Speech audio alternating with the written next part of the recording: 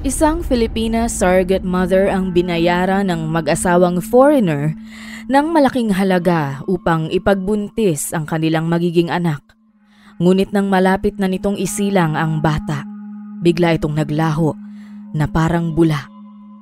Ano ang katotohanan sa likod ng kanyang pagkawala?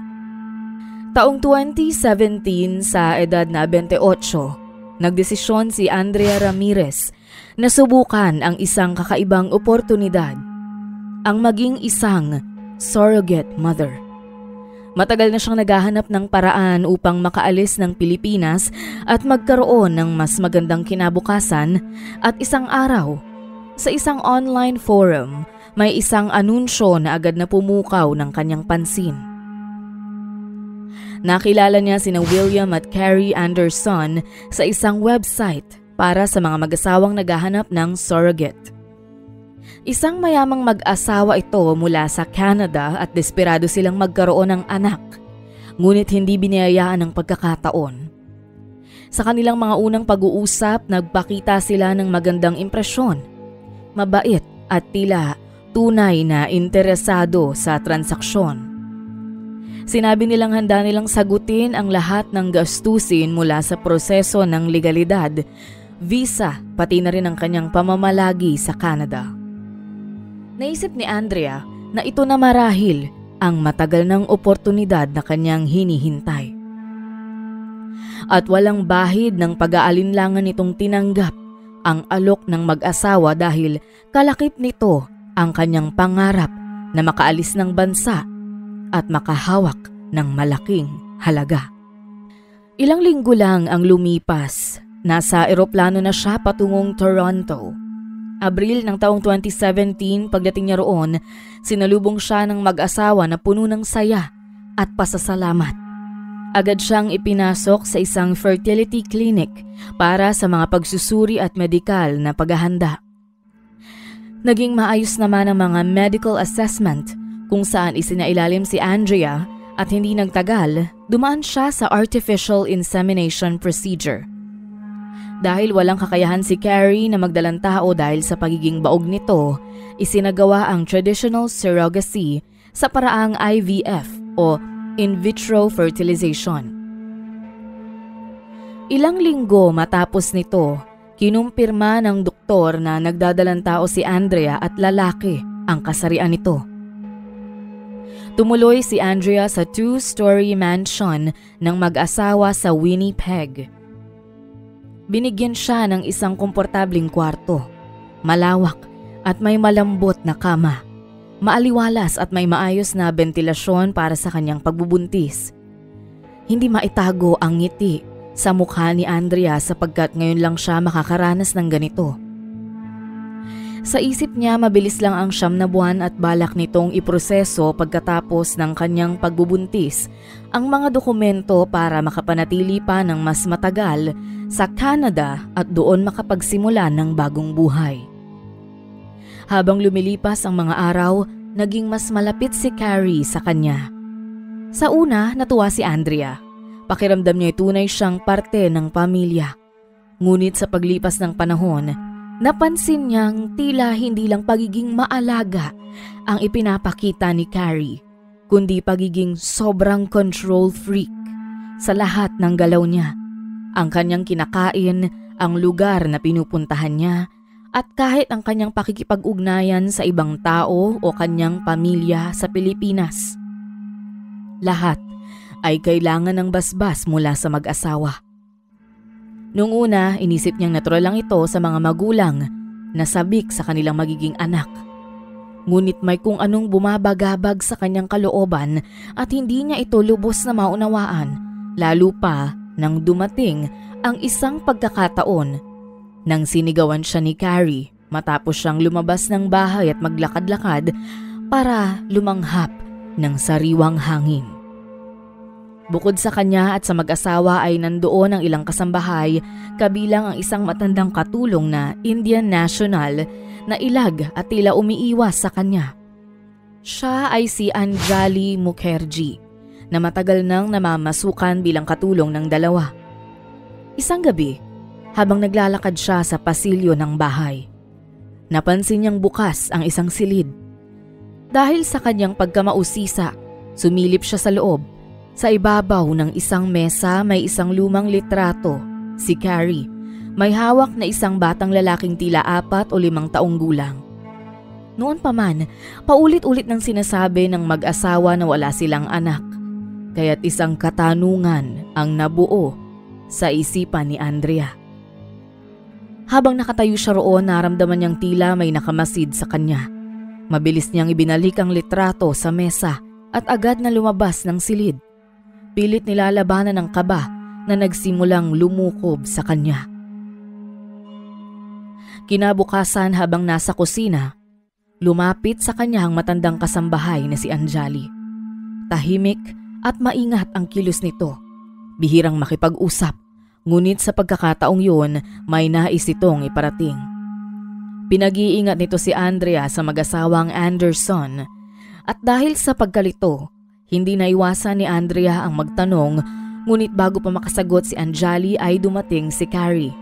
Natigil ang kanilang usapan. Pagkatapos ng insidenteng ito ay lalong tumindi ang pangamba ni Andrea. Sa bawat kilos ni Carrie, sa bawat titig ni William, may nararamdaman siyang pagkailang. Mas lalong nagiging maingat si Carrie sa mga kilos niya. Ayaw niyang mahuli siya sa anumang bagay na itinatago niya. Samantala, si William ay mas madalang makita sa bahay.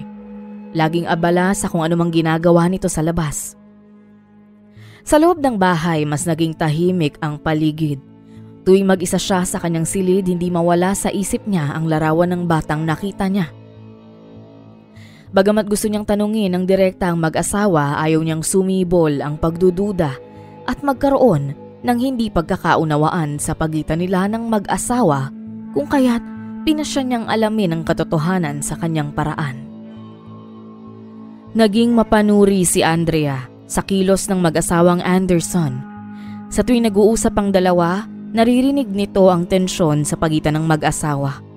Isang ordinaryong araw na katulad ng dati, umalis ang mag-asawang Anderson para magtungo sa kanilang mga kani-kanyang gawain sa labas ng bahay. Sa 6 na buwan na pagbubuntis ni Andrea, hirap na rin ito sa pagkilos dahil sa paglobo ng tiyan niya. Ngunit mas matindi ang hirap ng kanyang kalooban sa kanyang iniisip, kung kaya't nagdesisyon itong maghalungkat sa silid ng mag-asawa. Sa isang drawer sa tabi ng kama ng mag-asawa, natuklasan ni Andrea ang isang dokumento na nagsasaad ng pag-ampon ng mag-asawa ng isang batang lalaki noong 2008. Natuklasan ni Andrea ang batang lalaki sa larawan ay ampon, ngunit isang tanong ang bumagabag sa kanya. Nasaan na ang batang lalaki? Naglakas loob si Andrea na magtungo kay Anjali para tanungin ito sa nalalaman. Nagulat si Anjali nang marinig ang tanong ni Andrea.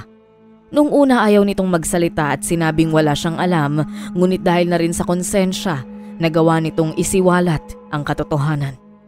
Inamin nito na ang bata sa larawan ay si Jacob, isang batang lalaking inampon ng mag-asawa. Nung una ay naging maayos ang turing ng mag-asawa sa bata hanggang dumating ang panahon na nagbago ang lahat. Dumaan sa magkakasunod na pagsubok ang mag-asawa taong 2009. Ang kanilang negosyo ay nagsimulang malugi dahil sa mga hindi maipaliwanag na nawawalang pondo. Bukod dito, natuklasan ni Carrie ang pangangaliwa ng asawang si William at ang paglustay nito ng pera sa luho ng babae niya. Ang lahat ng ito ay tila naging mabigat na pasanin kay Carrie. Nagpasya si William na iwalayan ang kabit, ngunit hindi ito naging solusyon para mawala ang stress at depresyon na nararamdaman ng asawa. Dahil sa magkakapatong na mga problema, nagsimulang maltratuhin ni Carrie ang ampon na si Jacob.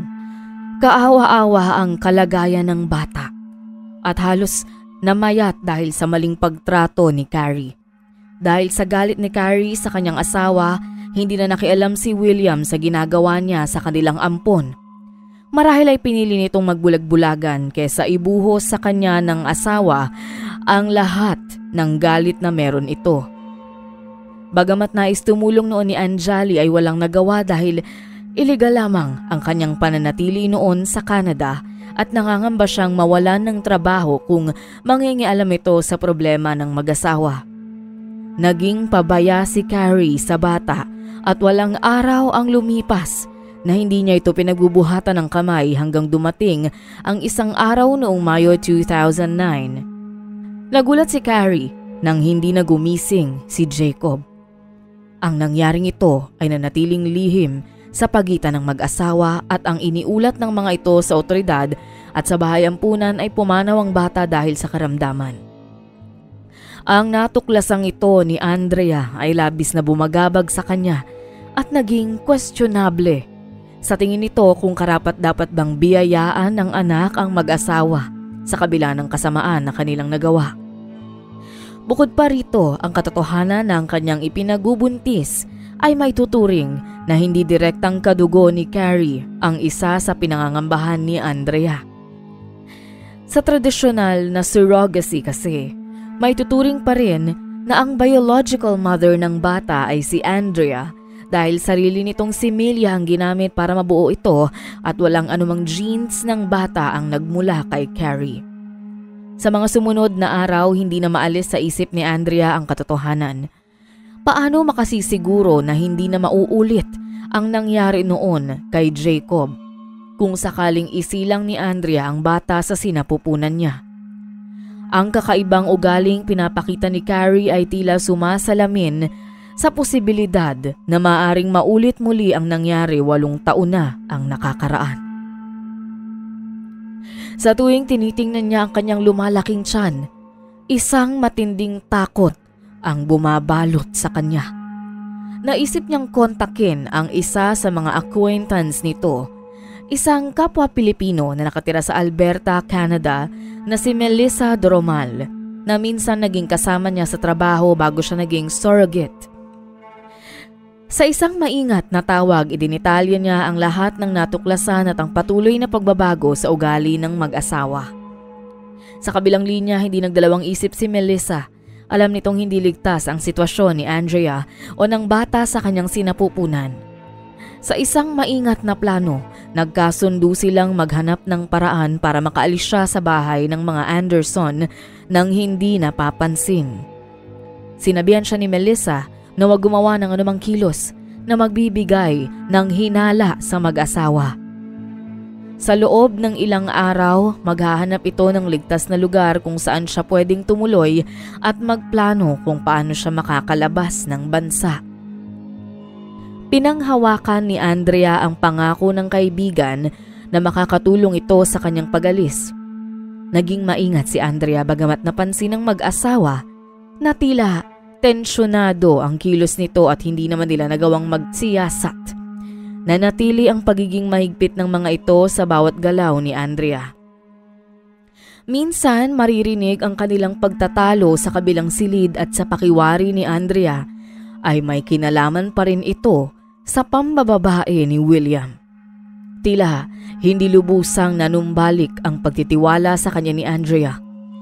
Matapos ang nangyaring insidente, sa 7 buwan ng kanyang pagbubuntis, mas bumigat ang pakiramdam ni Andrea, hindi lang sa kanyang dinadalang bata, kundi dahil na rin habang papalapit ang takdang oras ng kanyang panganganak, ay lumiliit na ang tsansa na maitakas niya ang bata sa panganib na maaari nitong sapitin sa mag-asawa.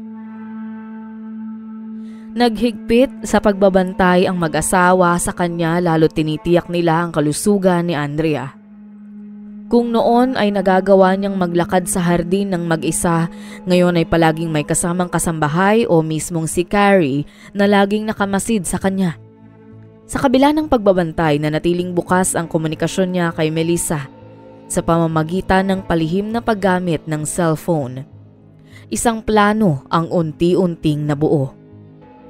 Gabi noong Nobyembre 2017, ang bahay ay tila mas tahimik kesa dati. Ang tunog ng sasakyan ni William ay hindi pa naririnig ni Andrea. Palatandaang hindi pa ito bumabalik. Si Carrie naman ay hindi pa rin bumababa para maghapunan. Sa marahang pagkilos, isang bag na matagal nang nakahanda ang kinuha ni Andrea. Pasaporte, kaunting damit at perang naitabi mula sa mga natanggap niya sa mag-asawa. Bawat hakbang pababa ng hagdan ay puno ng kaba. Nang marinig ang pintuan sa likod ng bahay, isang sandali ng pag-aalinlangan ang bumalot sa kanya, ngunit wala ng panahon na magdalawang isip. Sa loob ng ilang segundo, ang likurang bakuran ay tinawid ni Andrea. Sa dulo ng kalsada, isang sasakyan ang naghihintay sa kanya. Sa loob noon ay naroon si Melissa, kasama ang asawa na matyagang naghihintay sa labas. Pinaandar ng lalaki ang sasakyan at habang papalayo ay unti-unting nabawasan ang kabang nadarama ni Andrea. Sa loob ng ilang oras, isang bagong lungsod ang bumungad sa kanya. Sa apartment ng mag-asawa sa Alberta, pansamantalang nanatili si Andrea habang hinihintay ang araw ng kanyang pag-uwi sa Pinas na ibinuk ni Melissa ilang linggo na ang nakakaraan. Sa malamig na madaling araw, nanatiling tahimik ang apartment. Sa kabila ng pagod, ay pansamantalang nakapagpahinga ang buntis na si Andrea mula sa lahat ng nagdaang pangyayari. Bagamat takot ay umaasa itong matatapos ang lahat at makakauwi siya sa Pinas ng ligtas at payapa. Samantala, sa kabilang bahagi ay natuklasan na ng mag-asawang Anderson ang pagtakas ni Andrea. Gamit ang kanilang CCTV footage ay mabilis silang natuntun ang tinutuluyan ni Andrea sa Alberta. 2 araw pa lang ang lumilipas, isang magkakasunod na katok ang pumuno sa katahimikan ng apartment. Napuno ng kaba si Andrea lalo pa nang marinig ang tinig ng mag-asawang Anderson habang isinisigaw ang pangalan niya. Pinigil ni Melissa si Andrea sa pagtugon o sa paglikha ng ingay. Sa halip, ang asawa ni Melissa na si Scott ang lumabas para harapin ang mag-asawa. Itinanggi nito ang presensya ni Andrea sa kanilang apartment. Hindi naniniwala ang mag-asawa at nagpumilit silang pumasok, ngunit nang pagbantaan sila ni Scott, nakakasuhan ng trespassing ay hindi na tumuloy ang dalawa.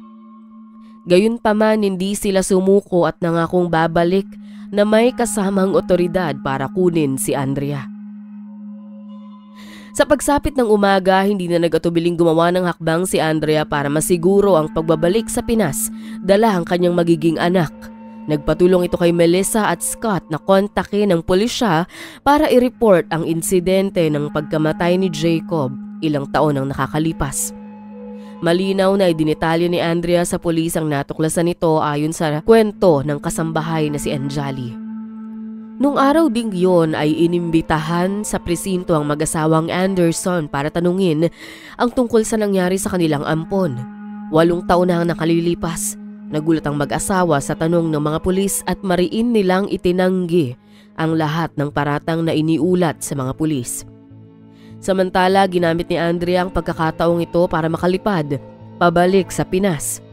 Mas napaaga ang pag-uwi niya upang hindi na siya masundan ng mag-asawa. Hinatid siya ni Melissa sa airport at noong Disyembre 2017 ay tuluyang nakauwi sa Pinas si Andrea. Gamit ang kaunting perang naitabi ay nangupahan si Andrea sa isang mas komportableng lugar para makaiwas sa panganib habang hinihintay ang araw ng kanyang kapanganakan. Noong January 2018, isinilang ni Andrea ang malusog na batang lalaki na nagbigay liwanag at pag-asa sa buhay niya. Batid niyang maling itakas ito, ngunit pinagmamasdan niya ang mukha nito ay naniwala si Andrea na tama ang ginawa niya dahil alam niyang maaring malagay sa panganib ang bata sa kamay ng mga Anderson. Samantala sa Canada, nagpatuloy ang investigasyon sa kinasangkutan ng mag-asawa kaugnay sa nangyari sa kanilang ampon. Dahil na rin sa suplong ni Andrea, ginawang pangunahing witness si Anjali, ang kasambahay ng mag-asawa na nakatunghay sa lahat ng katotohanan na nangyari kay Jacob. Dahil sa mga natuklasan, sinampahan ng kaso ang mag-asawa at dahil na rin sa paglilihim ng tunay na sinapit ng bata. Humarap sa kasong child abuse resulting in death ang mag-asawa. Sa isinagawang pagdinig, wala nang nagawa ang mag-asawa para itanggi ang krimen dahil sa matibay na patotoo ng witness at sa mga medical record na nangalungkat tungkol sa bata. Mas napatunayan na matapos isagawa ang autopsy sa labi ni Jacob, sinintensyahan si Carrie ng 10 hanggang 15 taong pagkakakulong ng walang posibilidad ng parole, samantalang 7 hanggang 10 taon ang ipinataw kay William. Nalaman ng Korte Suprema ng Canada ang surrogacy na isinagawa sa pagitan ng mag-asawa at ng Pinay na si Andrea.